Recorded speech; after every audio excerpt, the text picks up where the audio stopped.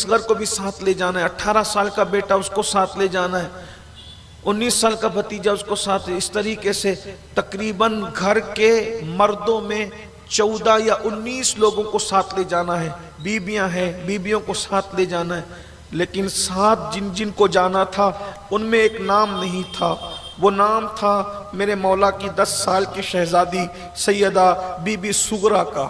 سغرا کا نام نہیں تھا کیونکہ اس دن سغرا علیل تھی، بیمار تھی، ان کو فاطمہ سغرا کہا گیا۔ محققین نے الگ الگ تحقیق کی ہے، بعض لوگوں نے انکار کیا، لیکن بہت سے لوگوں نے لکھا کہ سیدہ سغرا کربلا نہیں گئی اس لیے کہ وہ بیمار تھی۔ سیدہ سغرا بیمار تھی، سیدہ کو اٹھایا، سینے سے لگایا، سیدہ سغرا نے کہا بابا سب جا رہے ہیں مجھے اکیلے چھوڑ کر، بابا میں بھی چلوں گی۔ میں بیٹا تم بیمار ہو، فی الحال ہم مکہ جا رہے ہیں، جب تم اچھی ہو جاؤ گی ہمیں خط لکھنا، میں تمہارے بھیا علی اکبر کو بھیج کر تمہیں بلا لوں گا۔ یہ سیدہ سغرا حضرت علی اکبر کی سگی بہن ہے، حضرت علی اکبر کی سگی بہن ہے سیدہ سغرا۔ تو کہا کہ علی اکبر تمہارے بھائی کو بھیجوں گا اور ان کے ذریعے سے وہ بلا لوں گا تمہیں، ہم جہاں رہیں گے تم صبر کرو۔ کہا بابا کس نے کہا میں بیمار ہوں؟ کوشش کی کہ میں اپنے باپ کے سامنے یہ ثابت کروں کہ میں بیمار نہیں ہوں، تھوڑا سا بخار ہے بابا، وہ بھی چلوں گی تو تیز دوڑوں گی تو ختم ہو جائے گا، آپ مجھے ساتھ لے چلیں بابا، سواریاں اگر کم ہو تو میں تمہیں ستاؤں گی نہیں، مجھے پیدل بھی چلنا پڑے تو میں پیدل چل پڑوں گی، اگر آپ کے پاس سواریوں کی کمی ہو تو مجھے لے کر چلیں، میں پیدل چلوں گی۔ کہا بیٹی ایسی بات نہیں، تم بیمار ہو، تم چل نہیں سکتی۔ کہا کہ بابا میں بہت کام کروں گی آپ لوگوں کے، مجھے ساتھ، جو بھی ایک بیٹی کہہ سکتی تھی۔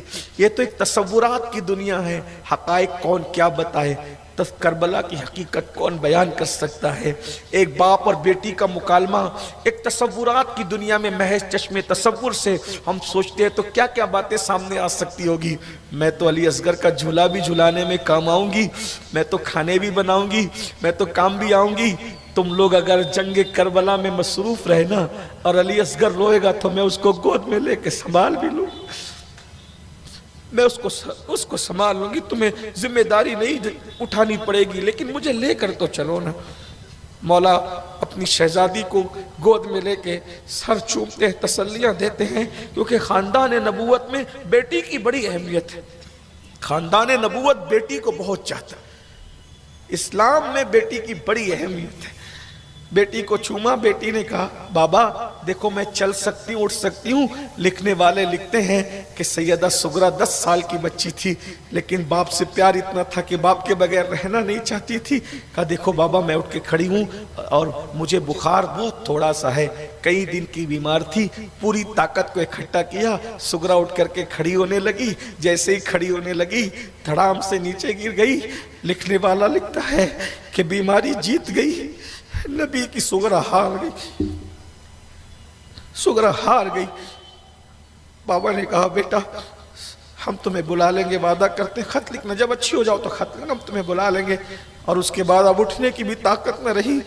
ایسے میں سرکار امام نے بیٹیوں کا بیٹی اب بہت باتیں نہ کرو، جس بیٹی سے بہت باتیں کرتے تھے، سیدہ سغرا سے بہت باتیں کرتی تھی سغرا اپنے بابا سے، لیکن آج ایک باپ اپنا دامن چھڑا کر اپنی ذمہ داریوں کی طرف بڑھتے ہوئے کہتا ہے بیٹی بہت باتیں نہ کرو، ہمیں جانا ہے، اس سے پہلے کہ صبح فجر کا اجالا نمودار ہو ہمیں مدینہ چھوڑ دینا ہے، ورنہ لوگ ہمیں روکیں گے، مدینے والے ہمیں واسطے دیں گے، مدینے والے ہمیں روکنے کو، ہمیں رکنا نہیں ہے، وہ بیدار ہو کر اس طرف آئے، ہمیں اس سے پہلے مدینہ چھوڑ دینا ہے۔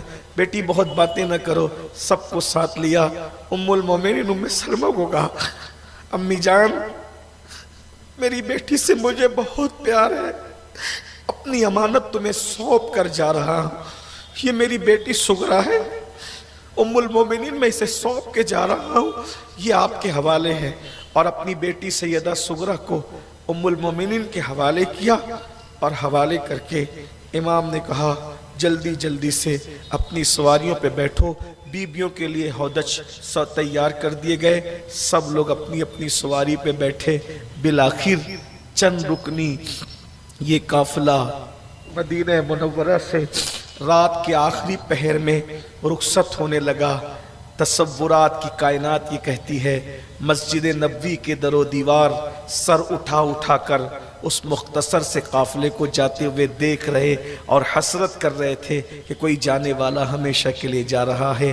بس لکھنے والوں نے اینڈ پر اتنا لکھا کہ وہ چند رکنی قافلہ چلتے چلتے گرد و غبار میں چھپ گیا۔ مسجد نبوی کے در و دیوار سر اٹھا کر دیکھتے رہے، بالآخر وہ قافلہ گرد و غبار میں گم ہو گیا، اور مدینے کا اصل وارث، اپنے زمانے کا رسول اللہ کا اصل جانشین، ہمیشہ کے لیے مدینہ چھوڑ کر مدینۃ الرسول سے کوچ کر گیا۔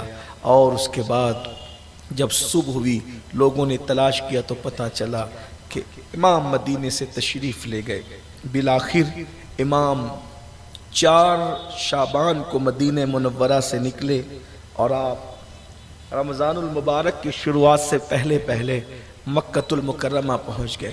مکۃ المکرمہ پہنچے تو وہاں پر کوفیوں کو پتہ چلا کہ امام نے یزید کی بیعت نہیں کی ہے اور امام جو ہے مکہ شریف آ گئے ہیں، تو انہوں نے خط لکھنا شروع کیے، آپ ہمارے یہاں آ جائیے، آپ ہمارے یہاں آئیے، آپ ہمارے یہاں آئیے۔ امام نے کوفہ جانے کی تیاری کی۔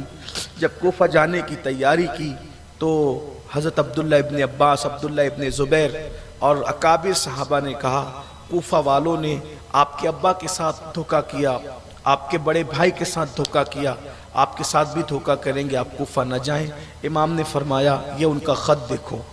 150 خط میں ایک خط پڑھایا ان کو، وہ خط میں یہ تھا، امام اگر آپ ہمارے پاس نہیں آئیں گے، ہم طاغوت اور ظالم بادشاہ کے ہاتھ پہ بیعت کر لیں گے جو شریعت کا مذاق اڑاتا ہے، دین کا مذاق اڑاتا ہے۔ امام ہم پھر جو ہے وہ قیامت میں اللہ سے شکایت کریں گے کہ ہم تو مولا تیرے نبی کے نواسے کو بلاتے رہے مگر اس کو شریعت سے زیادہ جان پیاری تھی، اس لیے وہ نہیں آیا، ہم نے مجبوراً ایک ظالم جابر اور شریعت کا مذاق اڑانے والے مسخرے کے ہاتھ پہ بیعت کر لی، پھر آپ اللہ کو جواب دیجئے گا۔